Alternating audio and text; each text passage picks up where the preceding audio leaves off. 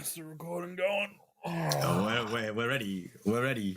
Yeah. Welcome to Half-Assed Gamers with Nick and Sean. We're pumped for today's episode. We got too much energy for today's episode.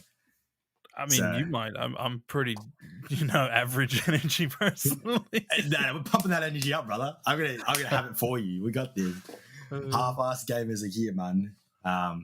Little less scuffed than last week. Little less scuffed than last week. You know. I mean, I hope it's working properly because, it should be. It's looking good to me. I'm looking. It's looking fine to me. So yeah. Kick us off, brother. Kick us off. Cool. So, welcome back to this week, and this is the first podcast of the year. Mm-hmm. All right, I'll try to be energetic. Here we go. Yeah, first podcast back, first of the year. We're gonna start this year off right. We're gonna make this the basis of episodes going forward. So why don't we start with what we've played in the last week? Now, obviously Christmas and then New Year's, so not exactly the biggest gaming times, but a little bit here and there. So Nick, why don't you start? What have you been up to this week as far as playing games? It's been an eventful week for games. Escape from Tarkov, if you play Tarkov, if you know Tarkov, has wiped. They finally released Streets. That was an expansion that we're waiting for. So a new map that you can play. So I've been jumping into that a bit with my brother and a couple of mates. Just doing raids, doing a little bit of Tetris in the inventory. You'd 100% understand if you play the game. But yeah, that, and then just been smashing through Spider-Man, man. So putting a couple more hours into Spider-Man. Don't think I've touched anything else really. I did jump in yesterday, but it was literally only for 3 hours. Stranded Deep. That just because I have it on Steam anyway, but it launched on Game Pass for Xbox and for PC. So I just jumped back into that just to see. It's had its 1.0 release for a little bit. They're just slowly getting it out on more platforms. For people that don't know, that's an Australian-based Australian-based team. I think they're based out of Brizzy, and it's like a survival game. You get stranded on an island, and you got to resource manage it. So it's kind of fun. But that's it. Spider-Man, Escape from Tarkov, and then a little bit of Stranded Deep. Cool, nice. So, that's some good stuff. Yeah, it's not been bad. Not too shabby, Not too shabby. So, what have you been up to? What have you been gaming? I finished High on Life, so I will give my full review of that at some point in the episode. Sick. Keen to hear that.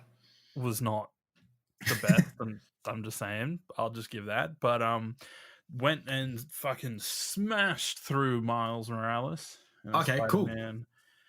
Expansion more than a game itself. It was very short. I finished it in. I mean, I'm going to just say I finished them both in basically the same amount of time. But the difference is I knew everything to do in Spider-Man, and in Miles I explored a lot and tried to do all the side stuff and everything as well. So. Okay, so you put more time into trying to do other things in Spider-Man Morales to fill out game content, where in base Spider-Man it was just literally smashing out the main story, and you've probably still got a bunch of side content that you could do. Yeah, I mean, I did a fair bit of it, but it was that thing of I already knew what to do, so it was real easy to do all the side objectives and everything like that. It was just simple because I already knew. And combat though in Miles Morales, story, he is much faster, but he is weaker. So it takes more hits to put down an enemy, but you're also able to do faster combos and shit like that. So it's it's kind of that balancing act. He doesn't get as much life as Peter, makes sense. He doesn't have as much damage as Peter, makes sense. I mean, it's just this is supposed to be based a year after the original one, so it's he's still brand new to being Spider-Man kind of thing, And by the end of the game, it's really good. It only takes place over a week or two, I think. Okay. But yeah, it is really good. Honestly, it is. I'm looking forward to it now. I'm looking forward to it though. I don't mind short because I feel like the progression in Spider-Man at the moment is going pretty well for me. I think I'm 22% in and I've done like 5 hours. So like when it's like saying a 17-hour, could you set around 17 hours to finish it roughly? Give or take, maybe a little bit more, but yeah. Okay.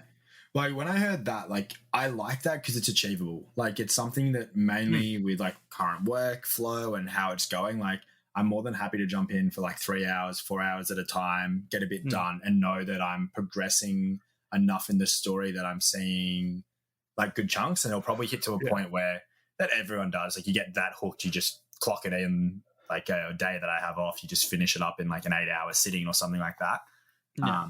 That I'll probably be looking forward to. But yeah, like I was like, last I checked, I was like 22 or 25% in. I'm like, sick. I'm getting through this game, and it means I can get closer to Miles Morales. Yeah, it does depend on how much of it you want to do. Like if you're trying to clock the game, it's probably going to take a little bit. But Miles is significantly smaller game as far as it goes. Like the city is just as beautiful, and there's a whole lot of stuff in it. It's done like there's snow and isn't it like snow and like darker? It's based during like... based during Christmas. I think it starts like 2 days before Christmas and ends like the week after Christmas, kind of thing. Like it's cool. That's sick. Yeah. So it's nice seeing New York covered in like Christmas lights and snow, and festive stuff and snow and everything. Like it is really, really cool. And the game is stunning. First Spider-Man game that has that. Yeah, I was going to say the game is stunning itself. Like the first Spider-Man, so I can imagine them like knowing that because it came out. Was it a year or 2 years after the first one?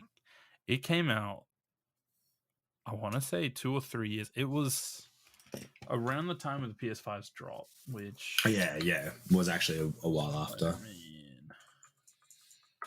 Miles Morales came out in 2020. Yeah.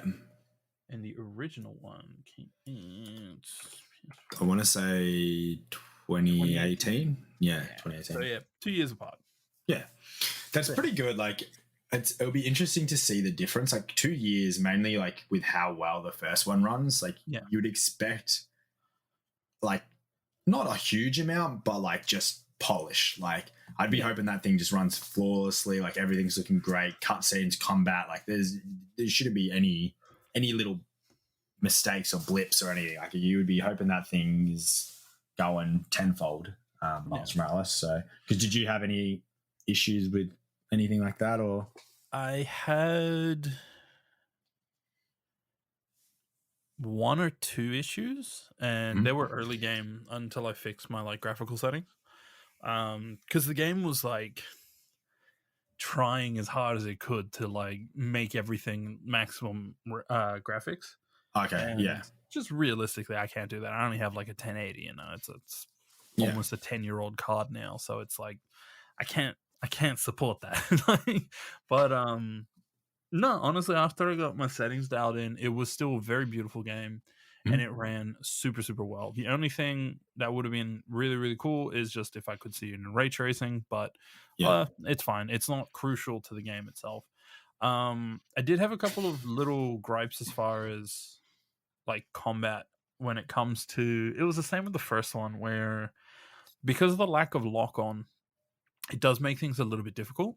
And in Miles, there's a lot more groups because you have Miles's Venom Punch and Venom powers in general, which are very much meant to deal with groups in the most part, or at least specific types of enemies. And it's great for that, but outside of using those abilities, it's very lacking when you're like trying to focus on one thing. So I'm constantly like pulling dudes into the air, or doing the uppercuts to launch them, just so I could focus on one dude. And even then, every now and then he would still stop attacking that dude and start attacking some random dude that's nearby, kind of thing. So it is a little bit annoying, but like it's not end of the world. It's just something that obviously could have been improved. But other than that, across the whole game, it was a really good experience. And unlike the first one, I didn't know anything about the game going into it. Okay. I hadn't seen any videos outside of a couple of small things. I tried to avoid as much as possible because I wanted to experience it. So it was really, really good. Honestly, it was. But it was also, it had Kojima level amounts of cutscenes. Okay. It's like they went a little hard in the trying to make sure that it's basically a movie that you're interacting with. Was it good Um, though? Was it like they did it take yeah, away from it a bit, or like because I've quite enjoyed. I know from what you're saying, Spider-Man, the OG one, hasn't felt too intrusive with that. I could definitely tell, like, because I did the Shocker. It was Shocker, wasn't it? yeah, I did his main fight just recently, where you're like in the bank and everything like that. And it goes through like the different phases, and like they kind of do a cut scene in between each of the phases. And I kind of don't mind that. Like, it makes it seem yeah, pretty cool with how they do it cinematically to work in. And yeah. but is it like a higher level of that, or They try not to do it too much in combat. There were a few parts. I think there was one with Rhino that kind of felt a little weird. Like it felt more like something you should have been able to do yourself playing than okay, was done in a cutscene, if that makes yeah, sense. okay, yeah, Um, but outside of that, it was good. Honestly, still recommend it. Find it rather on sale or very cheap online. Don't pay full price for it because it's an like expansion. It's yeah, a like in glorified the end, expansion. it's lacking a lot of content. Like there's a lot of cool things in there and like nice um what's the term? Uh improvements on of life or whatever the hell I'm trying to Yeah. think of the word. But yeah, where it's like you have access to your like a spider phone basically, or like you can access, it's supposed to be an in-game, it's an app that people can use to like request Spider-Man's help, but in that you can access all the crimes in the area, so you can just launch them. Okay, that's cool. um all your side missions are through there as well, That's and sick. then any extra content can also be accessed through that as well. So it's like it's nice, and it's really really good. So at least when it's time for like, oh, I want to go do side missions now, or I want to explore this, or I want to do that, everything is very very easily accessible just by like pressing a button, and then it brings up your phone and you can click it. You don't have to go into your start menu and then look around on your map and try to find it and then go to that place. You can just, you know, press a couple of buttons and you go straight there instead of waiting for like maps and shit to load. So That's cool. That's um cool. the world also feels very alive. um like this small things where you can like, it kind of like the first one where people will just like stop you on the street and want to interact with you and stuff. I love You give that type of people like stuff. handshakes or take photos with them and stuff. Like it's cool. It's nice little things like that. And then also um there's a really really cool thing which I noticed, which is when you first start playing Miles, he looks very awkward swinging. Like he Hmm. feels slightly uncomfortable or unsure, like he's like flailing his arms around and shit.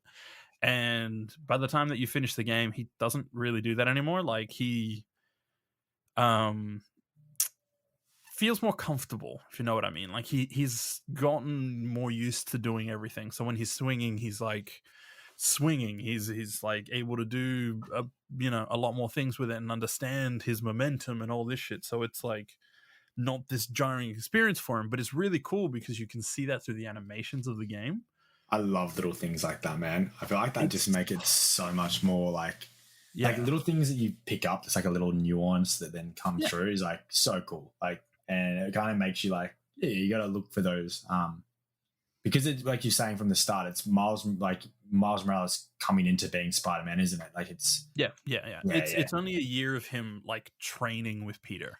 yeah, So yeah, it's like he's never really gone out and done stuff outside of basically being the sidekick for Peter Parker. So this is like the first time where he's like, oh shit, it's just me now. yeah. So you have that evolution of that, and it's so cool, man. Like it really That's is. sick. That's But sick. yeah. And then outside of the Spider-Man games, I've been playing a lot of Red Dead Online. Sick. Some friends of mine have started playing it a bit more, and it's been really really fun, and it makes me very very sad that they've just stopped supporting it. um Especially considering just how like expensive everything is in the game. But it's still been a lot of fun. And then another one that I picked up a couple days ago was Ready or Not, which is Cool. basically a SWAT game. It's fucking great though. I need to get that, man. I should look at trying to pick that one up and get that as well.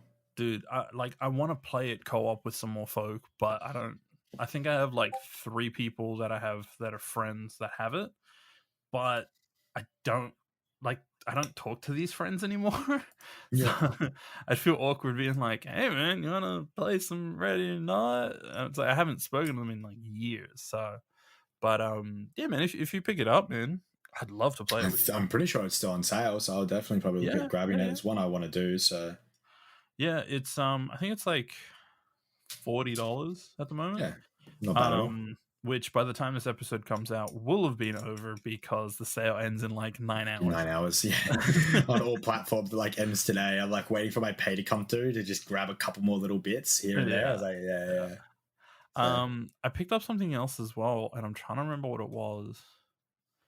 Because I bought. Oh no, I was gonna get another game as well. There was another combat game, but apparently looking into it more, it's very like Ready or Not's in that early access. Yeah. And the other game is too. And I was like, oh, cool. Was Both it 0 of them hour? have been developed for like years and years now, but the other one has significantly less in it than this one does. So yeah. That's was it 0 hour or something like that? I have 0 hour as well, and that's a lot of fun. Yeah. I have 0 hour. It's not. It's not that. I actually really love that game. I used to it's a good game. play it a lot with the guys that I actually play Red Dead with. I was gonna play with I play with them in 0 hour. I can't word well. But yeah, man, we should hit that up as well sometime. That one's good fun. That one's a weird one because it's based in India. Really? Yeah. 0 hours based in India. While Ready or Not is like US SWAT, and the one I was talking about is Ground Branch. That's it. Okay. Yeah, so Ground Branch is also on sale at the moment, but the problem with it is apparently outside of like a beta that got released recently, there is basically nothing to do but run around doing the like training areas. Okay. Yeah. While Ready or Not, even though it's in early access, they've given the availability to mods, and they've constantly adding new maps and changing things in it and trying to like tweak stuff, so there's like a lot more available in it. Interesting. Well, I'll have to probably definitely get 0 hour. I've got a mate that's playing it, and I'm just like, I need to get that sorted. Yeah. But yeah, is that literally what you've been up to? The games? Pretty much, man. As far as games go, that's basically been it. I was trying to play more of Jedi Fallen Order, Star Wars game, but I just can't really. I don't know. It's just not really a game that I'm like getting into, so I'm probably gonna refund it. Okay. And then there's been Sniper Ghost Warrior Contacts, which I talked about a little bit. I really like the long distance sniping in the second one. It's great, but the biggest downside it has is it still has the like normal original missions, which are basically more like infiltration missions than a sniping mission, you know? It feels so weird like playing an assault rifle or a pistol in that game. Like, what is going on here? So there was literally one of the contracts where I'm like, I'm so close, I could literally just knife this person, but this is exactly the way that these people want me to play this. Like, what's the point? Yeah. You like run away and just snipe them. You're like, yes, that's what I want. But yeah, outside of that, pretty much just been doing nothing else. So yeah. Cool.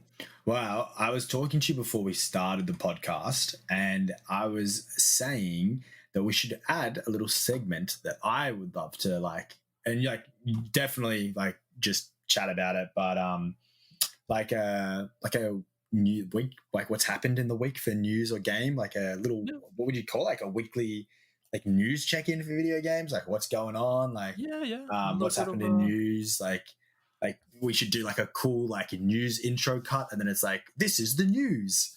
But no, because it's actually been like news time, because there's been some cool things One thing I do want to just talk about quickly, because I know we haven't had this conversation, and it's interesting bringing it up in the podcast, but in that news, what I was going to talk about is I'm a massive rally person. I love my WRC. I love my dirt games. So in news that's happened recently is, I know you love him as well, but Ken Block has passed. So that's massive even in gaming, because he helped shape Dirt. He helped shape so many different Forza games. Forza, he's been in heaps of them, like all of his Hoonigan cars and stuff like that. So for anyone that loves this racing games or any rally, my heart's with you as well, because I know we were both a little shaken by that. Did not expect it, and definitely not good news for the start of the year. But yeah, I want to go back and probably play Dirt 3 and do a couple little Gymkhana missions and run around his Hoonigan factory and stuff like that. That's sick. But it was definitely not good news to start the year. And I think even like the rally, but even like a lot of people that just love those games and a lot of those franchise, Forza, Dirt, it was a bunch of different stuff. We'll probably be a bit upset with that. So yeah, it's very very intense and difficult news to have so early in the year. I mean, I think it was only maybe 2 days ago that this news came out. And obviously if yourself as well were a good fan of whether Hoonigan or Ken Block himself, a great thing to check out is also the documentary that was done for him as well. It's on his for last year's season. It was crazy, man. And if you want to see a little bit more about him and not just his career, it's a beautiful documentary that's well worth watching, and it's not super long either. No, it's the end quote as well, man. That little end quote that they like end it with is just like, I watched it again because I watched it when it first came out and I watched it after, and I was like, man, it just hits different knowing that he's after he's had that accident. So one thing with that though is he did something that he loved. So he was out doing his snowmobiling, and it just goes to show he like pioneered. He was always an inspiration to many, and it's just like it's also like that reminder of do stuff you enjoy, like go out and try and live that life. Because it can go in a split second as well. So, but that's starting the news off a little bit of an interesting way. But there's been a bunch going on as well. There was a bit of an RTX showcase for the new RTX coming out that gave a bit of teasers for a bunch of different games. We've had a bit of news for games coming up.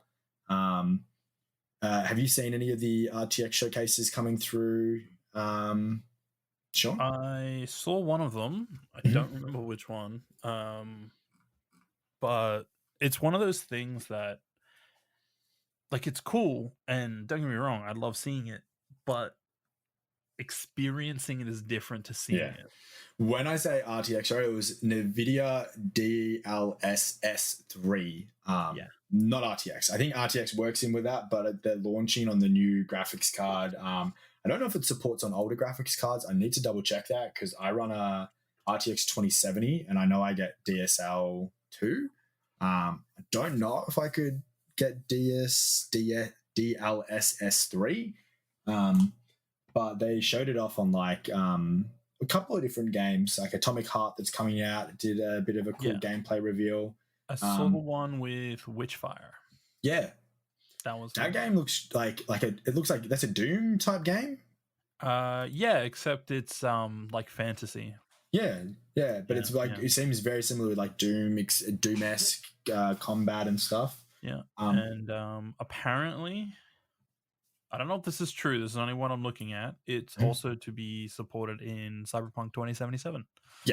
Yeah. So it's a lot of like when I see it, like there's the official like someone has like official 4K RTX on, like there's RTX gameplay reveals for different games running like DLSS3. That's going to be the most annoying thing to say.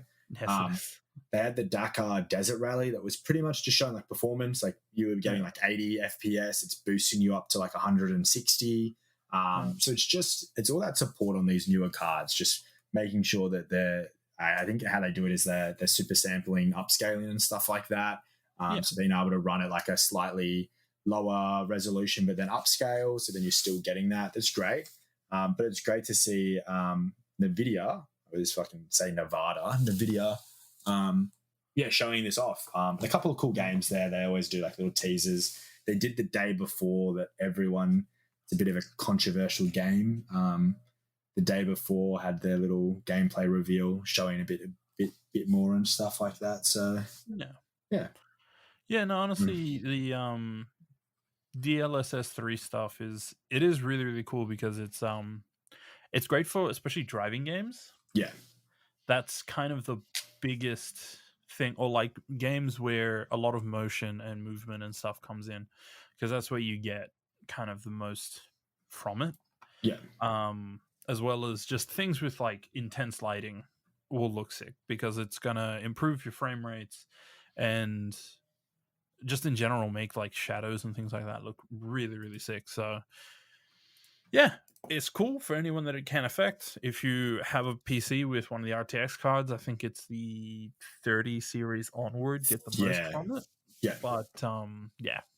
Definitely making me kind of look at like upgrading once I see a bit more of this. Like I love it's like a bit of a marketing thing, and I'm like, oh, I need to get my hands on like a 40 series. Like I gotta do it. Yeah. Another one that I love to be saying in news, because we literally talked about it last week, is that Payday 3 did their official reveal little trailer on New Year's Day. Yes, they did. That was sick. I was like, because we talked about it, I'm like, is that game coming? But yes, it's coming in 2023. We know we got our little 20-second or whatever it was with the fireworks and everything. I was like, that's sick. All running in Unreal. It's supposed to be all like live footage too. Like that's. I'm keen to see what they're going to do. Knowing that they've got Unreal now as well, I'm a big Unreal fanboy. Like I said, it doesn't matter if you run Unity, whatever, but I know what that engine can do. And I love when game companies utilize it, and mainly when Unreal help them as well and support them to utilize it. And I feel like with Payday, that's probably what we're going to be seeing here when they've marketed with that. They've probably got good old Epic and everyone helping them out with that. So another one in the news is a new Overwatch seasonal event starting, Battle of the Olympus. It looks kind of cool. Bunch of different stuff starting off in the new year. Like I was saying, Escape from Tarkov wiped, so that's a bit of news with that one. Streets has finally come out. They've got some more. They've got more modes and stuff coming. So they just did a wipe on Rust. Like there's always these updates coming out in games.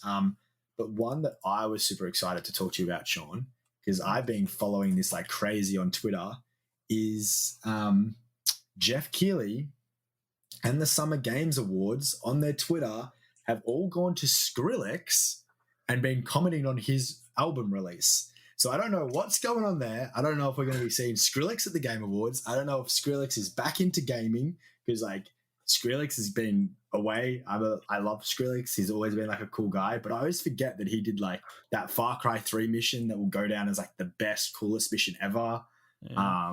He's done like the Kingdom Hearts start cinematic song that was like crazy. I think he's been in like a couple of Black Ops. He's been in some funny films, but yeah, I don't know. I saw on Twitter like Jeff Keighley, a bunch of different like Alana Pierce, I think, commented on it as well. Like these weird people within gaming were all getting excited that like Skrillex was coming back, and I'm like, what's going on here? So keep an eye out on that. I don't know what the hell is going on, but I think there could be some gaming news coming with that. I don't know if he's going to partner up with something, but kind of a weird one. It's kind of something I didn't expect. That's Jeff Keighley, it's a weird thing, but Jeff Keighley was like, is it finally time? And then Alana was like, Wolfenstein 3. And then, like I was saying, the Game Awards was like commenting on it, and they're like, like, oh my god! And I'm like, what's going on? Like, Game Awards is until June, but I was like, is he going to perform? He's like dropping an album? I don't know what the hell's going on here, but people are getting hyped, so we should get hyped. Yeah. Honestly, like, I don't know, dubstep's one of those weird things. So I wonder where like Skrillex will be coming from now. Like, if he's going to keep doing dubstep stuff, or is moving into other EDM or electronic and dance music and all that, because like music in general has changed so much since he started that it's like this weird thing, but it's gonna be really cool either way. And yeah, like it's great, to see him come back. And hell yeah, if he I've does the been listening to Wolfenstein, some of his music, and I'm like, damn, yeah, bro, like it's feeling cool, bit more low key chill, yeah, but super cool. Other things that's happening is Mortal Shell as well dropped on Game Pass, well with Stranded Deep. yep, Seen a bunch of games coming out as well soon. I know that they're doing Persona coming end of this month on Game Pass. yep, Bunch of stuff. Not a huge amount of news, but a bit enough to kind of keep us engaged. It's always good. The start of the year is always a little quiet, and a couple of announcements here or there and little teasers yep, building into mid-year because like your Summer Games Fest, getting ready for that summer period where they're launching a lot of games. yeah. Plus, we already know what's kind of coming out in March. So it's kind of cool to just see little bits and pieces coming through. But yeah, that's our news segment Yeah. for I just want to add one thing quickly because this yeah. was something that only got announced today. So, for anyone out Ooh. there that has need for more accessible controllers, as far as like maybe you have impairments in your hands or anything like that, PlayStation just announced that they're creating some brand new accessible controllers for people that struggle to use the standard style controllers. And honestly, they look kind of cool. Not gonna I lie. I saw that as I was literally jumping in because someone that I was going to talk about maybe in the movie segment, but the Gran Turismo film Yep. got released. I jumped into ING just after work before jumping into this, and I saw that. So it's called Project Leonardo. They're calling it Project Leonardo, yeah. Leonardo. Sorry, I haven't watched it, but it kind of looks cool just seeing the little picture. Like I was like, what is Yeah. that? Yeah, yeah.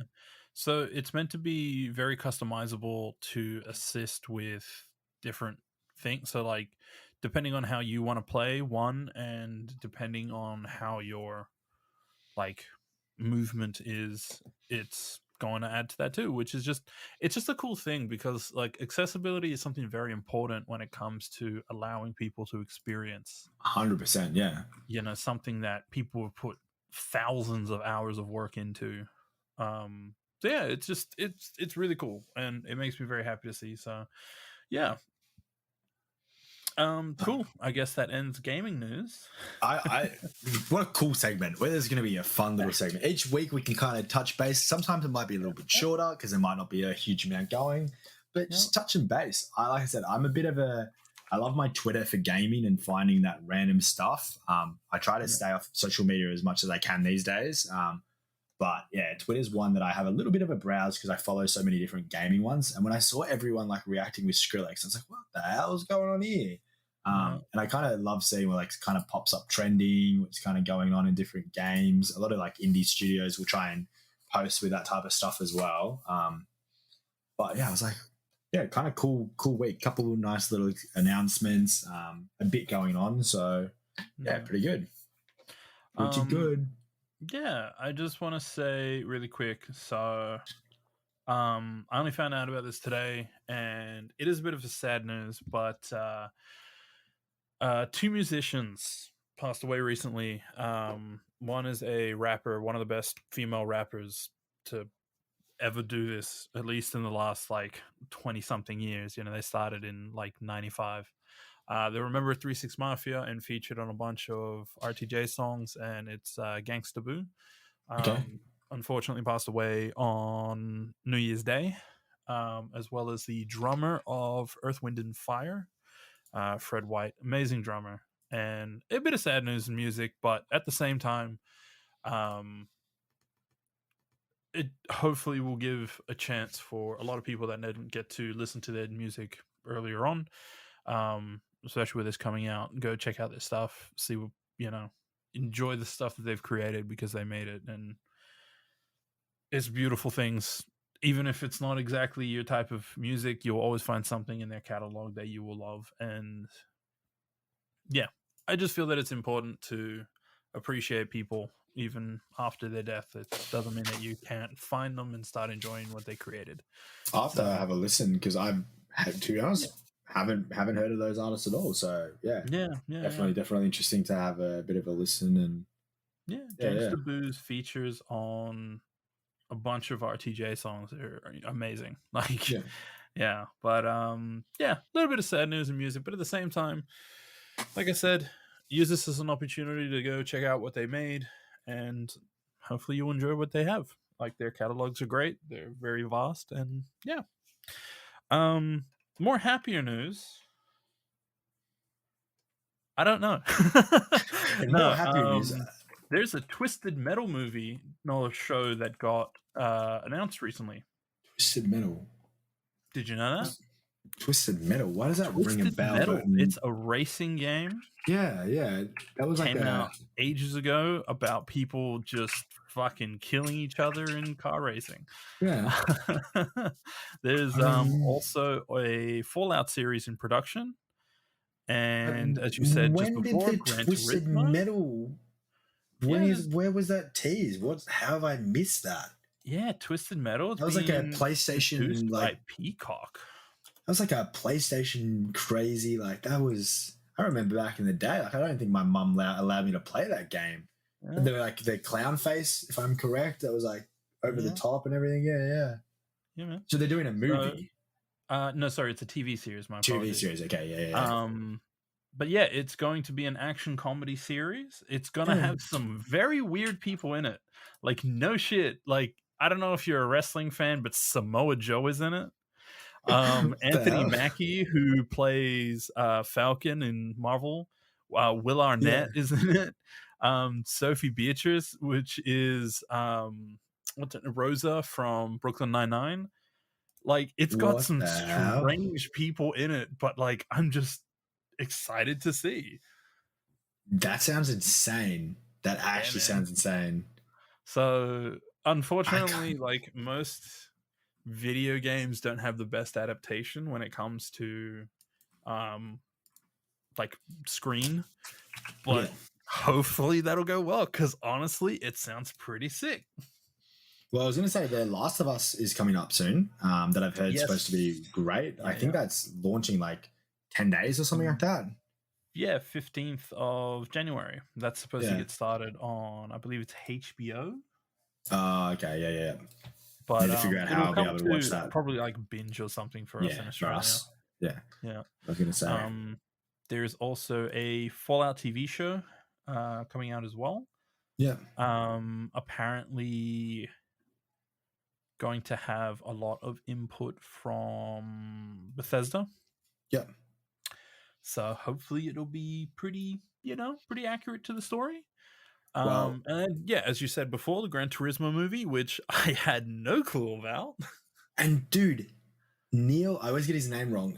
Neil what's it? Neil Dumb. I literally always say it wrong. I gotta pull it up. Neil Blomkamp. Neil Blomkamp. Neil Blomkamp.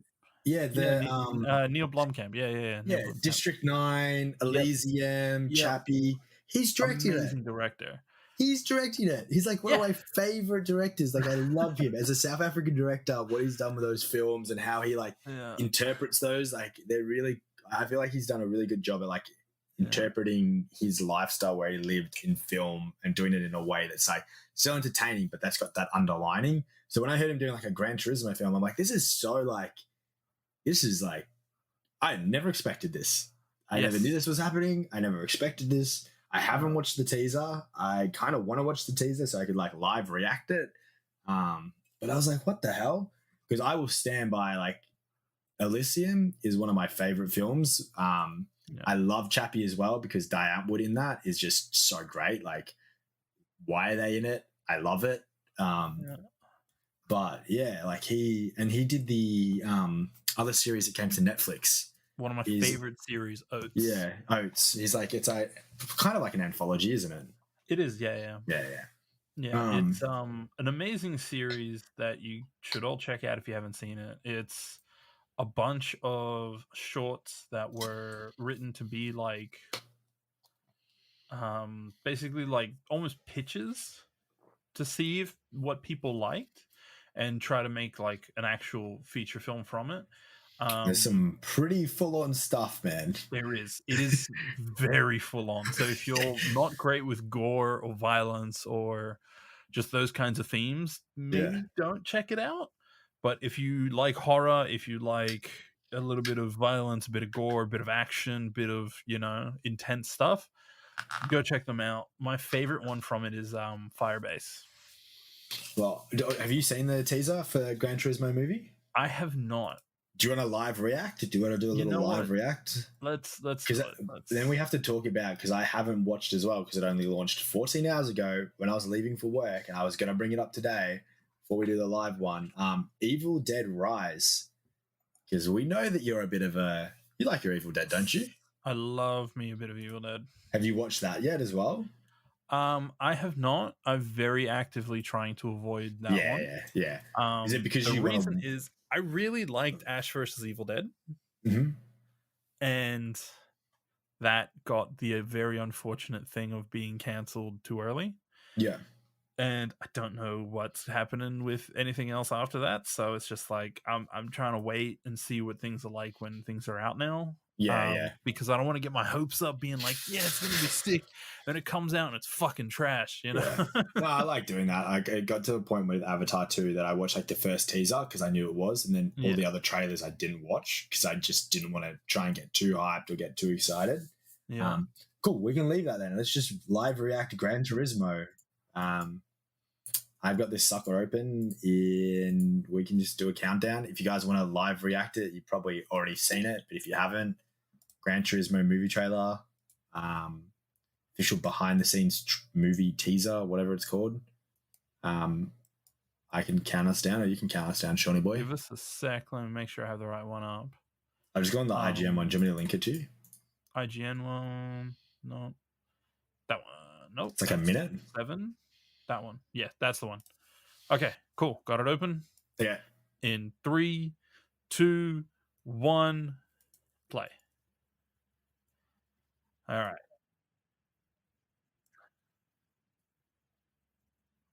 Okay.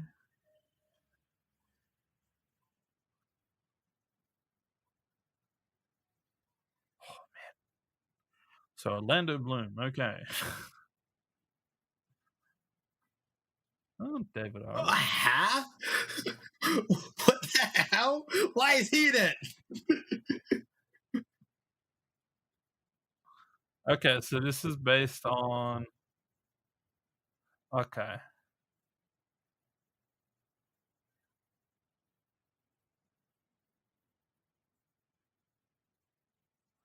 Cool.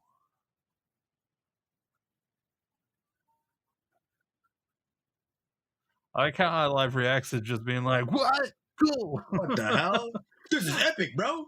Dude, the audio just from like that seems insane.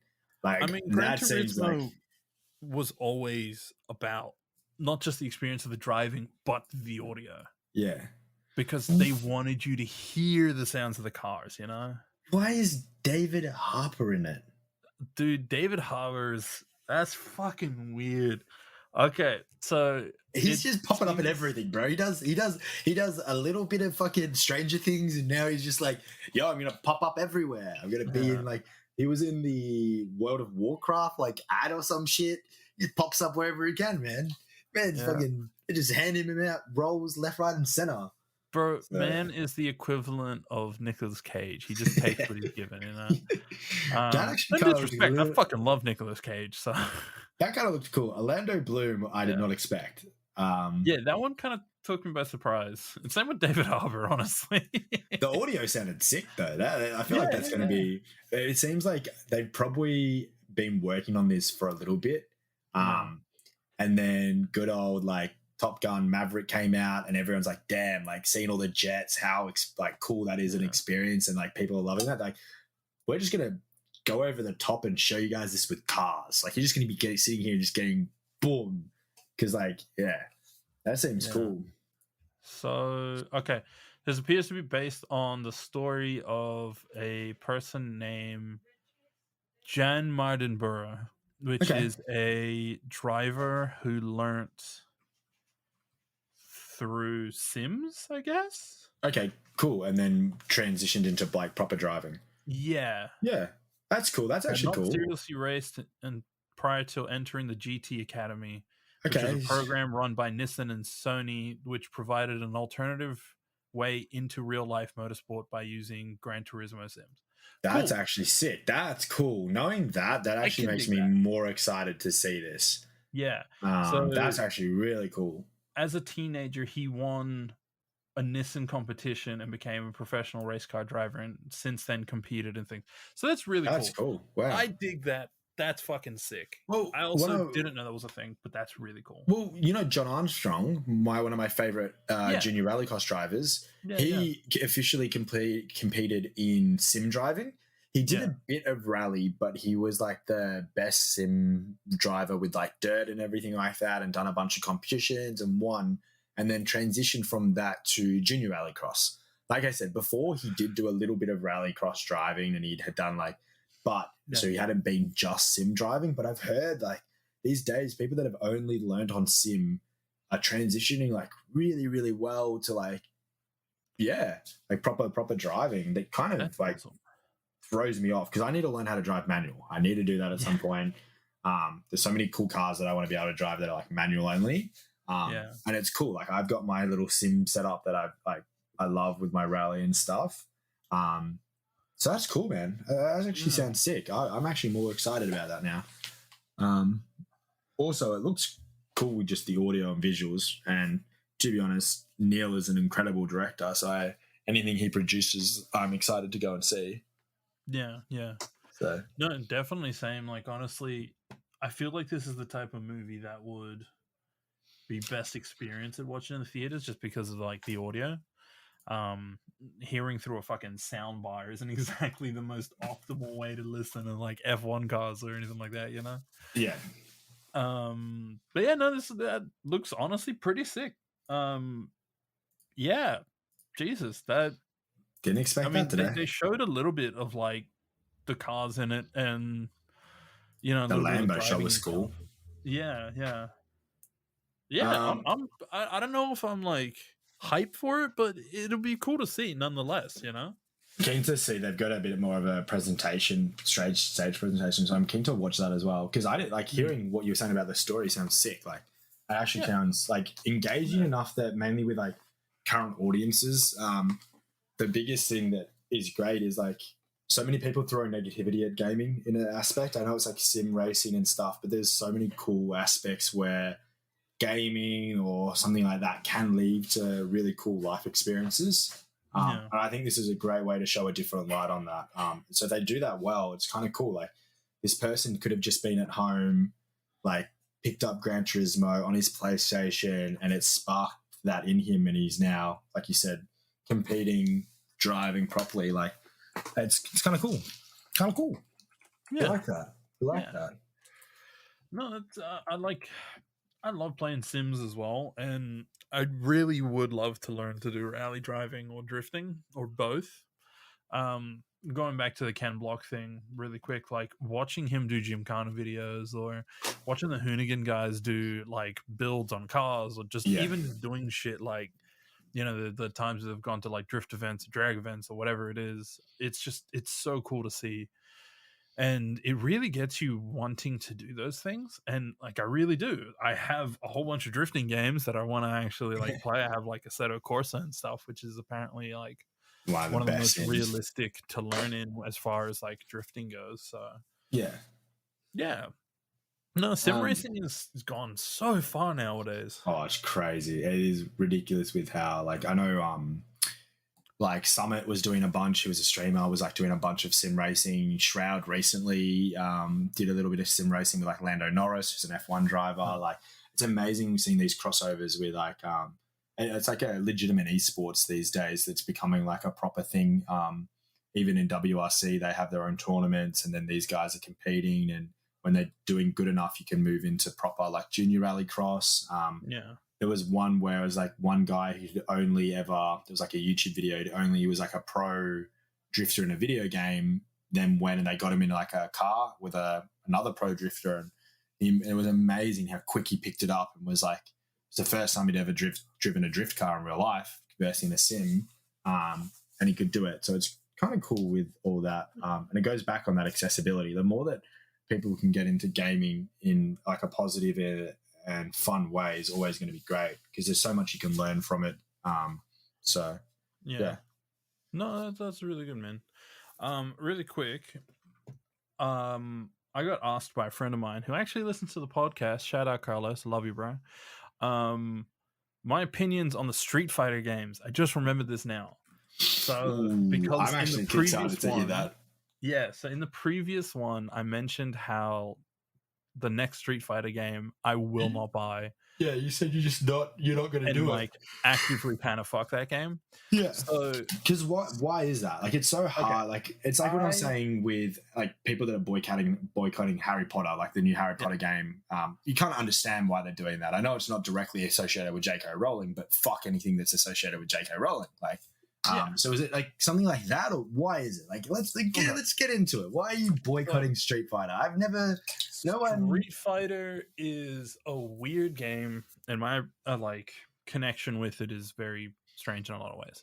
So, Street Fighter, I got into at like maybe Third Strike or Alpha or something like that, like a long time ago, right? And I only played it like casually or on the rare occasion or with some friends and stuff, right? It was one of the first fighting games that I actually tried to get good with, and I still sucked, but I tried, you know. Hey man, you gotta be in it to win it. So at least you're trying and having fun with it. Street Fighter 4 was the last one that I bought and enjoyed. And I played it all the way until I think it was a Mega Edition, which was the last one that they did, where it was just like, hey, have fun with broken shit. Let's just, put out this update that is purely meant just to meme. It's not a serious update. It's just like, it's not competitive. It's purely making everyone as overpowered as possible and whatever. And that was really cool. But even before then, like playing it, it was the type of game that you could enjoy. And then certain members of the community managed to start working for them. And this is not me calling out these people, but when you have a certain affinity for a very specific character, you want that character to go further. Now, when you have that affinity and you happen to be one of the devs on the game, that starts to make things not good. Because then you stop giving other characters a chance and you only let the characters that you want to succeed. Okay, yep. So when Street Fighter V came out, I was at the alpha release in Australia. I was actually working for Sony at the time. It was for, I believe it was EB Expo. Yep. I don't remember what year, long time ago. One of my favorite characters has always been Nash. I love Nash. Nash was one of the first characters you could play in the like beta alpha version that we got to play. And how he played was really, really good. He played very well. He was fast. He was very good at everything he could do. He did enough damage, but was also like, I won't lie, he was top tier at the time. Now, when the game came out, which was like a few months later, they nerfed him so fucking badly that he went from being top tier at release. He was like damn near bottom. He was so like unplayable. Basically, yeah. It was not good. And then over the years, yes, he got improved and a few other things happened and whatever. But the point of that whole game was there were too many cooks in the kitchen. Yeah. Like there were too many people that wanted what they wanted from it to be successful, and only that. Like, but then it also hit a point where they started to stray further and further away from aspects of the game that were like enjoyable and good and fun and whatever. And then it, like, I understand, yes, obviously the competition side of things is huge. Capcom, massive company, makes tons of money from the events and competitions and all that stuff. And that's great. And you should try to mix it up and make it so, everyone can play and do the thing. The other problem I have with it, and this also goes to that, is when you're constantly adding characters, it's cool, it's good. You can balance things, that's fantastic. Charging for every character or saying, hey, we're not going to make any paid updates. Like, there's not going to be, because in Street Fighter 4, they had like an update for Super, then there was an update for Arcade Edition, then there was an update for like whatever paid expansions. Yeah, but they weren't even expansions. They were literally, if you wanted to keep playing the game, you had to do it to pay the money. Like, so not like when Mortal Kombat brought out, like, you know how Mortal Kombat, great fighting game as well, but would bring out like your character packs, and it's like the base game was there, like you had all the like Scorpio, whatever it was, like, but then you could get like Terminator, or like there were just some weird ones where they added like RoboCop and like different you get like different. Tekken has that as well, right? And Tekken and Mortal Kombat both do that. Like they've had some fucking weird characters. Like Tekken literally has Negan from The Walking Dead in it. Okay, like, it's cool. It's fucking stupid, and he's a good character too. It has Noctis from Final Fantasy in it. That's kind of cool. It's just got weird shit like that. And don't get me wrong, that's cool. I dig that. And like being like, oh yeah, cool. You know, if you want to buy those side characters, totally fine. You do that. But if you're making Street Fighter didn't do that. Street Fighter was literally like, hey, you know this game you bought, if you want to get updates from this point onward, you have to pay money. Yeah, that's shit. We don't like that. And when Street Fighter 5 came out, they were like, hey, we're not going to do that. A year into the life cycle, that's exactly what they did. Yeah. They were like, hey, if you want the super version, you have to pay for it now. Do you want arcade edition? You have to pay for it now. If you don't pay for it, you don't get any updates from this point forward. And that is bullshit. If you want to charge for characters, charge for characters. Characters aren't crucial, right? Again, like Tekken does it. Tekken, if you want to buy the season passes, like you can buy each of them and get all the characters. You want to buy all the characters in Mortal Kombat, you can buy them. You can do that. But saying fuck you if you want any more updates for any of the characters that you play is just fucked. And that is like the biggest thing with it, right? So you have two major points which have just drove me away from it. And that's, again, I'll reiterate, too many cooks in the kitchen, as far as too many people that play the game are devs who are like competitively play the games are devs.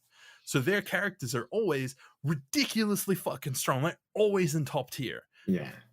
And then you have this bullshit system of, if you want updates to the games, like balancing updates, you have to keep paying. Like, I didn't buy this game for a subscription service. I bought the game to play the game. Like, that would turn me off. That would turn me off big time. Like, some people talk shit about Destiny being like, oh yeah, you know, they locked a bunch of stuff away or whatever. You didn't have to pay for things. If they locked something away, and when they added new content, they'd always keep you up to date for free up to a certain point, and then all the newer DLC you had to pay for, but you didn't have to pay for it. Kind of unlocked the older DLC, and then you could play through it, and like it was keeping you enough that you were like, you could come back to the game. That was good. Like, and then with like the seasons, some of the seasonal content is free, and then some of it isn't. But you don't have to pay if you don't want to pay. Yeah. But to say, if you want to play this game, even though you've spent $100 on it, or however much you've spent on it, you have to now spend another $20, $30, $40 is fucked. And unfortunately, we shouldn't be seeing that. So many people blindly support it. We shouldn't be seeing that in the current game market. No. It's like, it's just such a shitty way to like treat the consumer. Like, it's like the whole thing of like a paid expansion is like, it's a paid expansion, it's expanding the game, it's making it better, but the base game's still playable. Like the base game is still there. You've still got your $100 that you've worth. And that's the biggest thing, like how microtransactions run these days, is like they're becoming less of a negative thing because they're not being also that really intrusive. Keep talking. I'm just going to go take a pee. I'm like really holding it in. I'll be right back. Don't I sing when you pee? Isn't that what I did last time? Like I sang or some shit like that. I start singing Skrillex, bro. Just wop wop wop wop wop wop wop wop wop. I can't do Skrillex. Like hearing that from Sean. I've never done Street Fighter. I did a little bit of Mortal Kombat. I played the Injustice games, like basic stuff like that. But like for me as a gamer, I don't mind like loot boxes or anything that's like an additional DLC charge or like microtransaction. Like I've got that many Fortnite skins that I don't need to pay, but I don't mind doing that. where they force you to pay money in a video game is like a big kind of no-no for me. Like if I'm getting forced to pay money to continue enjoying that experience once I've bought that game, that's a hell no for me. I will never kind of sit by a team that does that. Most days these days are like paid expansions. They're expanding the game. They're huge. Got mates that have bought like another one that we did with Siege, where Siege like would release like elite skins, but at the end of the day, like you can still earn all those characters with renown that's there in game currency, grinding the game, putting in the hours. Yeah, you have to play quite a bit. You can pay to get those characters quicker, but they're never gonna lock them away, and then they make them cheaper once they release new characters and a bit more accessible. And then you get all your cosmetics, being able to use in-game money to buy that quicker. Like that is how you should be able to do it. But never make that one person that bought the game back in when it first came out, and however much they paid, they should still be able to enjoy all the features that are included with that. Yeah. I mean, could you imagine? Back. I'm back, yes. Could you imagine buying Red Dead Redemption and then like playing the online mode and then being told, hey, if you want to keep playing online, you now have to spend another $10? Oh, it's just like imagine playing Red Dead Redemption, like the new one, and then you know how they open up their old map from the old game? Like you get to that point and it's like a paid wall, and it's just like, oh yeah, you want to access this area? That's a whole nother part of the game. Here, give me $15. Then you can go in there and do whatever. People are going to be like, no. And it's like, we need to look at games and like treat it like that, because if you're doing that, that's a red flag, man. And if that's what Street Fighter's been doing, like making it that you have to pay to enjoy and continue playing. A game that I use as an example was Siege. You know, Siege always brings out like a new operator. They've been doing seasons. You don't need to pay for that. There's a benefit of like getting the battle pass, getting it early. But if you want to grind and like you're playing that game, you love that game, you'll be able to unlock those characters. You unlock it with the in-game currency.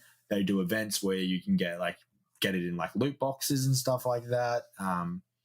They make older characters cheaper. Like it's not a hard thing to put the hours in and unlock that. If you want to just pay for it, you can. That's awesome because people will do that. But if you're sitting there and you're like, hey, I don't want to do that, you're not at a disadvantage. And I think that's like a massive thing these days with those types of games. You shouldn't be able to have it so that people can pay to get an advantage over someone else, or pay to experience the game that you should have got when you first bought the game. Yeah. Kind of sounds like the normal thing to do, but some companies don't understand that. So yeah, like I'm glad that we've slowly gotten further and further away from the old school microtransactions when they started doing it. Yeah, like microtransactions is always going to be a thing, man. I know crypto. I know crypto. Well, I said I've got Fortnite. I'm like the dude. I've got like heaps of Fortnite skins. Do I need to spend that money? No. Do I do it because I want those? Yes. But I can still play the base game. I still get to enjoy all the updates that they have. There's no disadvantage for me. The biggest thing was like when they first came out, and they like the biggest one was EA with the whole Star Wars. Like you could just buy a character, or you had to grind like what was it, 150 hours to get it or something like that. So it's just stupid, man. But I think gaming companies are getting better, just because we have been loud as a community to be like, fuck that, we don't want it. So I'm glad that you're doing that with Street Fighter, man. If they're still having like a slightly unfair business model, then that's 100% a reason to boycott a game like that. Yeah. No, as a in the end, I don't play it competitively anyway, so for me it's like kind of definitely not going to affect me, but there's definitely people out there that it does greatly affect. And then if you're trying to play it on a competitive level, or you're trying to play on like, you know, at major events and stuff, then it's like if you're not playing the newest version or the version they have available there, then you're just kind of this like weird screwed position, you know.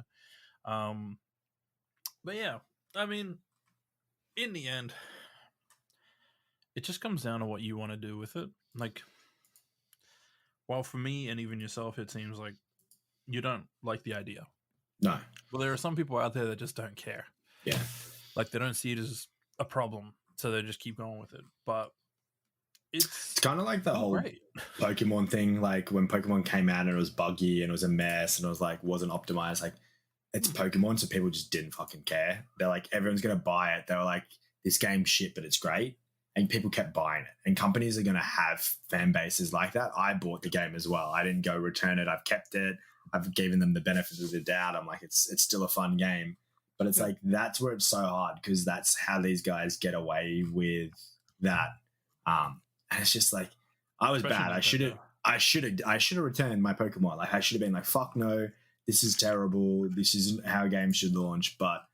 And then it seems like Capcom has that dedicated fan, mainly if it's a massive pro league scene and competitive scene that just don't give a fuck. They're going to be paying. They're going to be doing it. If the devs are on that and they listen to that scene more than actual casual players, then you're kind of fucked. Like, there's not much you can do there, man. That just sucks. But at the same time, like, if it's a competitive game, I understand why listening to the competitive scene is important. Don't get me wrong. But also casuals buy the game and keep the funding as well. Like it's the competitive scene is probably like a 2% scene of like what games actually are. But it also makes the company millions of dollars in sponsorship money. Yeah, true. As opposed to you're like, Joe Blow who just has to learn to get good, which isn't hard to do. That's always hard with competitive shooters though, because it's very similar with Siege. Like Siege has a big competitive scene and has always like Valorant, but also like so many of those people aren't going to be competitive players. Yes, they watch it. Yes, they go to these big tournaments that bring in huge money for Ubisoft, Riot, like League of Legends. But you will have those casual players that are like the backbones of those games, that are the ones buying the skins, helping fund it as well. And you got to listen to those. You can't just cater to competitive players. Like, yeah, I mean, but it also comes down to like it's the Dark Souls thing. Where if you're trying to make the game as accessible to everyone as possible, you're going to start taking the challenge out of the game. Yeah, 100%. So, like, don't get me wrong. Yes, it is important to still listen to the casual player because, like, casual fan bases are important. But it's also important to allow people to feel that sense of accomplishment when they do get good at a game and they learn how to do things. Like, I mean, Sekiro is a great example, right? Great game. Sekiro, fucking love that game. Yeah, but that's the thing. Like, when you started playing it, you were probably shit at it, right? Oh, 100%. And so have everyone else that played it. I don't know a single person that when they started playing Sekiro, they were like, oh my god, I was just fucking amazing from the start. Like, nah. Hell no, bro. I was getting my ass handed to me 24/7. A game made me question life more than once. Like, but you finished it, haven't you? Yeah. I can speedrun it to a point as well. There you go. And like with Metal Gear, for example, right? I love the Metal Gear games. And there's some crazy shit you can do in those games, especially in speedrunning and stuff. But like, there's also just shit that's in it for casual, right? But say Red Dead. Red Dead is fantastic online as far as casual goes because you don't have to interact with anyone else. You don't have to do a single second of PvP action if you don't want to. But you can, and you can get good at it, and you can become amazing at like quick drawing people and shit, and you can unlock all kinds of crazy things in that. And it's the same with Siege. Like if you wanted to play the casuals, you just play casuals. If you want to get really good and play competitively, or just get really good and like they have the ranked and all your competitive scene. Yeah. You go do the competitive stuff, but there's always has to be a balance, you know? Yeah. But sometimes you have to sacrifice the balance to dedicate it to a specific fan base. Yeah. And you just have to hope that that fan base is strong enough that they're the ones that keep supporting you. Yeah. But you can't spit in the face of people who support you just to make a quick buck. Yeah. 100%. Cool. Well, I'm glad we had that conversation. Touched on a bunch of cool stuff. That was good. It was good. Movie news. I know. Into movies, kind of like not a lot going on. We had a bunch of stuff before New Year's. We always kind of know around this time. Coming into US summer, our winter, there's going to be probably a bunch more sort of news coming out. Movie news coming out. What the hell? But one I wanted to touch on was they did pretty much like a movie of the year. that I think came to, because when I was saying that, like IGN, a lot of like those companies and stuff do it. But it was Everywhere All at Once, Everything, whatever. I can never say that name properly. What is it? Everything All at Once. Everything. Do you know what I'm talking about? Hang on. We've lost Sean. Everything Everywhere. Sean is gone. That film has just come out on like a bunch of streaming profiles, and I know that was like a movie of the year for a lot of films. But one that came out on a streaming profile, I don't know. That I'm just going. I think it literally just came out on Netflix a couple of days ago. Is Glass Onion. I haven't watched that yet. I really, really want to watch that. Am I here? I loved the original. Huge fan of Anna de Armas and Chris Evans in Knives Out. If I pause it, resume. We're still recording. I don't know if Sean's DC'd. Oh, fuck off. Sean potentially could have DC'd. If he has, my part of the recording should be still going, but I don't know how to stop this. So I don't know if I just continue talking. Yeah. Oh, he's back. Yeah, he's back. Okay, cool. I don't know if that's deleted the previous recording. I fucking hope not. We'll find out. No, it's still saying that we're recording. I'm an hour and 10 in and 49 seconds. I was just saying, can I save this, or how does that work? I think it's okay still. We'll push on. It's seeming like it's okay.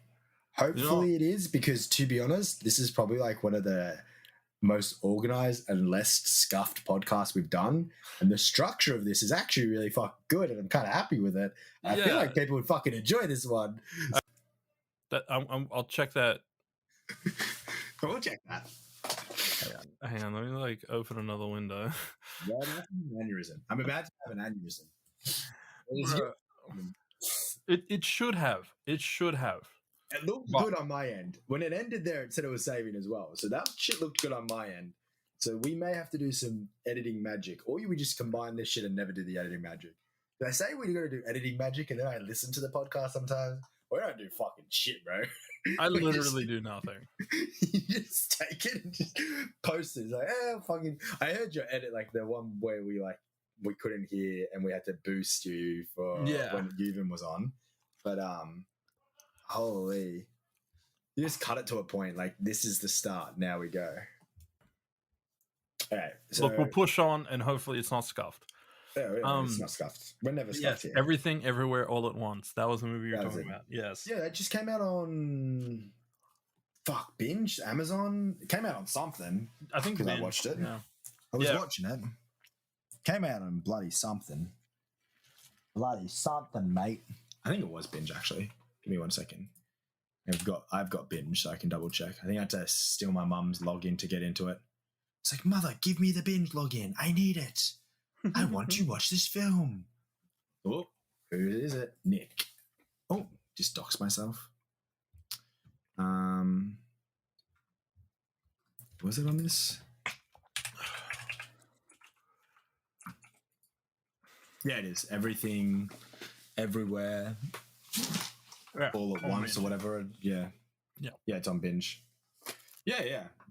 Cool. I mentioned Glass Onion on Netflix. Yes, I haven't watched that yet. Something I watched recently as well. I haven't watched it yet. Should I recommend? Yes. Compared to Knives Out, like everyone's seen Knives Out. We're not going to do spoilers of Knives Out. If you haven't seen Knives Out, fucking go watch Knives Out. Anna de Armas is in it. Yeah. Chris Evans is in it. Not Chris Evans. Yes. Go watch it. Incredible. But yeah, Daniel Craig's back. He's doing his thing. He's investigating. Do you recommend Glass Onion? You can't say anything because I got to watch it. I'm not giving any spoilers, but I do recommend it. Okay, cool. I've heard like weird mixed things with it. Some people were saying it was like it's not as good as Knives Out. I'm gonna say that straight up. It's not as good as Knives Out. It's not bad, but it's not as good as Knives Out. I'm happy with that. I can go in with that with like a lower bar of expectations, and when when it's good, I'm happy with that. At least I'm not going in saying like it's a hyped film. Like, fuck, it's a great film. But what was I gonna say? Yeah, no, it is well worth it though. It's a funny. It's more comedic. I'll put it that way. Okay, I like that. Yeah. Gotti, the what's his name? The big wrestler type dude. Batista. Not the wrestler dude. Yeah, Batista. He was a wrestler, wasn't he? He was in something. he definitely was in a film. Yeah. Have I lost you again? No. No, I was gonna have a mini heart attack. I was gonna have a mini heart attack, bro. No, don't worry. I'm here. But yeah, no, it is very, very good. Honestly, Okay. it's not. Again, it's not as good as the first one, but it's still not a bad movie. It is a lot more comedic than the first one. Now, the first one has some like very serious moments in it. This doesn't really have that. Like they try to, but it's not. But it is still, in my opinion, worth watching, and I'm glad that they've continued doing something with the character. So I was saying it's like an American version of Poirot. I don't know if you know who Poirot is, as far as like. Yeah. I love because he did the Death on the Nile and stuff. Yeah, I was like, that's based on him. Death on the Nile. What was the other one? Murder on the Orient Express, I think. Express. Yeah, that's the one.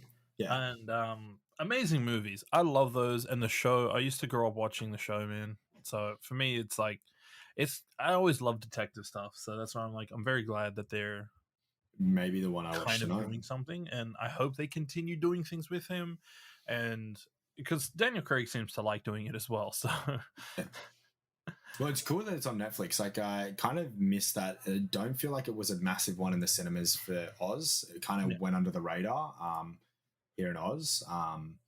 I kind of blinked and I felt like that thing was in and out of cinemas. Like, I heard it was coming, but definitely I don't know if they're holding off for more of a streaming release. Yeah. Mainly with the current market.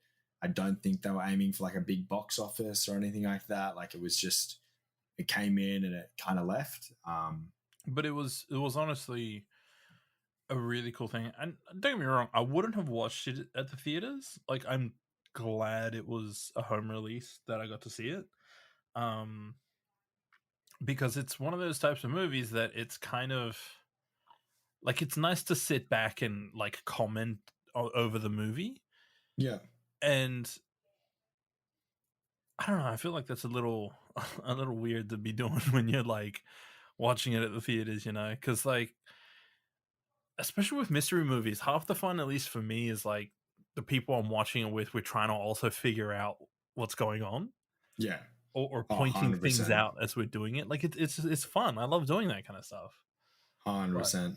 Yeah, but you can't really do that if it's like a theater. Like, another one that's cool is Black Panther: Wakanda Forever is going to be streaming Feb 1st on Disney Plus. Sweet. I'm excited. They've got that. They've got like the IMAX enhanced version that's got the expanded aspect ratio. We talked about all that. Yep. They did I think a teaser for that today. I think I saw that float through.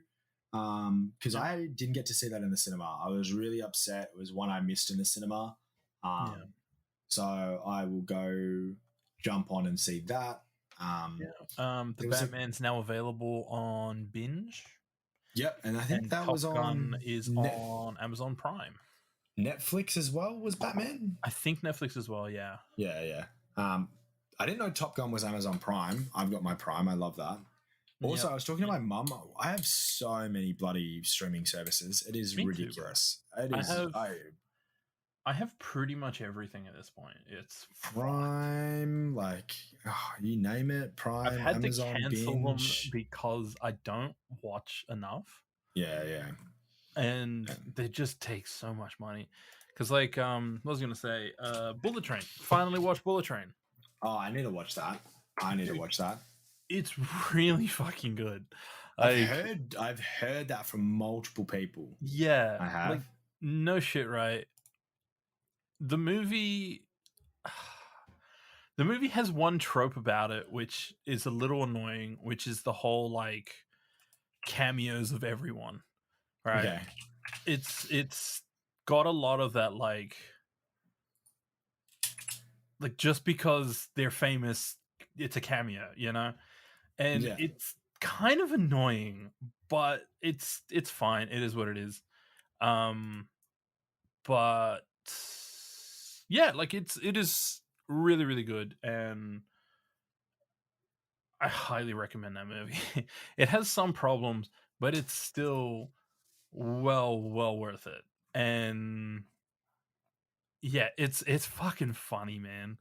Like I'll there's have to watch it. such a fun movie purely because of the like chaos and just hilarity that comes from it. There is so many moments in it that is genuinely, I was fucking dying while watching it. Like I was laughing so fucking hard. I was having like an asthma attack and stuff. Like it was really, really good. Um what was I gonna say? There's another one I watched recently. Um fuck. I don't remember what it was now. There's been a bunch of really cool films coming out on like streaming platforms. Another one was, of course, I don't know how long this has been out on Prime for, but like Spider-Man No Way Home, that's out now on like Prime and stuff. But one that kind of just came out that my mum went and saw in cinemas, I was going to go see it with her and I didn't.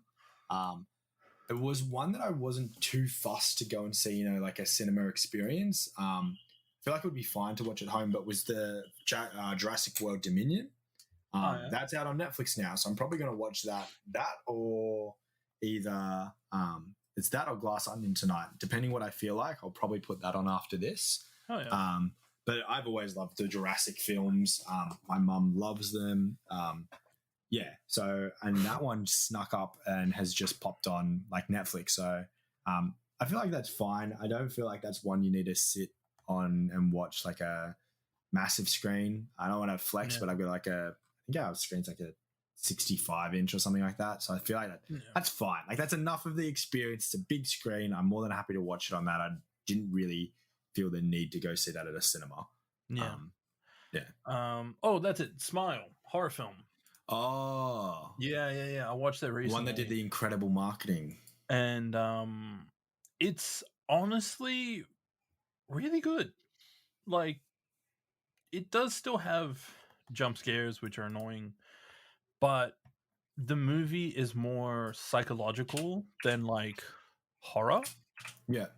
And it's really not bad. Like I love watching horror films, and I like watching cheesy ones, and I like watching actual like proper ones, and this was pretty decent, truth be told. It does have some shitty moments in it. It does have some really dumb parts, but like as far as it goes, it does definitely build an atmosphere that is not, off-putting. But there is another movie that is actually probably I'm going to watch tonight. It's called Men. Yep. Another horror film.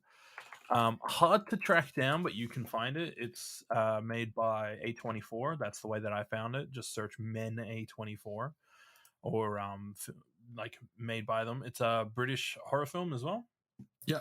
Apparently very, very good. Highly recommended by a good friend of mine. So, and I trust him as far as horror movies go. He has amazing taste in that. So definitely well worth watching. Because it's by A24. These are the same dudes that made like Ex Machina and all that. Yeah. So, visually, it's probably going to look fucking great. A24 is like one of my favorite. Like they have released some of the best films ever to me. Absolute bangers across the board. I mean, not everything, but they've done some great shit. So. There's one that's great that just is kind of like a hidden gem. It's a bit of a hard watch. I will definitely pull up Is it Tusk? name. No, it's not. I want to watch The Whale. I know we spoke about that one time because that's done with them. Well, that's currently out at the moment, so we should. Give me 1 second. Is it an incredible film? I love The Lighthouse. That's a great film as well.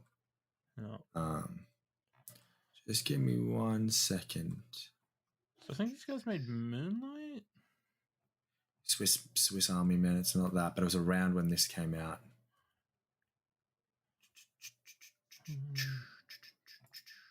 Wow.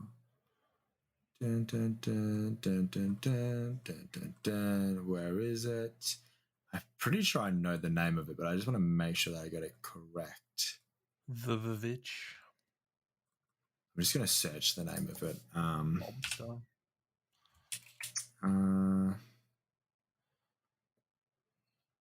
Yeah, Moonlight. Anime Moonlight. Where is it? So. Come on. They did Rover. I loved Rover. My mum hated Rover. I loved Rover because that's an Australian film. I fucking stood by that film. What's the movie about? It's Short Term 12. It's called Short Term 12. That I'm pretty sure is an A. Is it done by them? I'm pretty sure it's them. Pretty sure it's them. I'm 100% sure it was them. No. Nah? No, not them. Really? I swear it was, watching like the trailer and stuff like that. Who was it done? Because they always have like the opening. Okay, no, it was not. I'm completely off. I swear it was them. Right. I don't know why in my head that was like a because they're just when it's a bloody hell, now I've gone A24. They're just the producer, correct? Like they're a production company. So, they don't actually. They work with the directors and stuff. They help produce it, get it out. It's not like They help the film come to life, basically. Yeah, I swear they did it. Completely don't know why it wasn't, because these guys have done heaps of great films.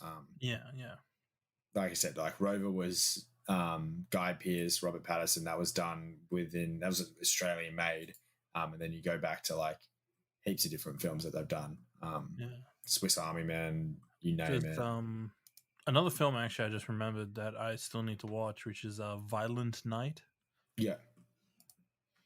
I was supposed to watch that on Christmas and I completely forgot.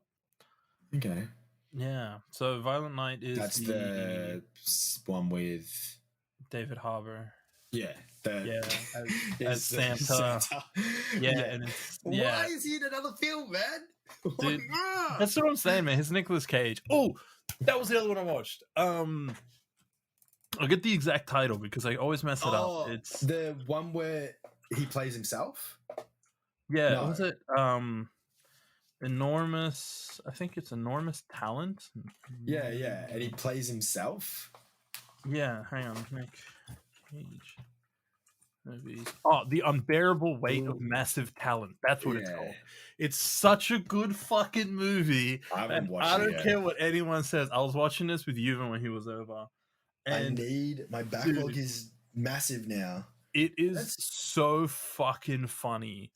Like, oh man, it's the perfect level of just over the top and stupid, but also not that bad. Like it's really, really good.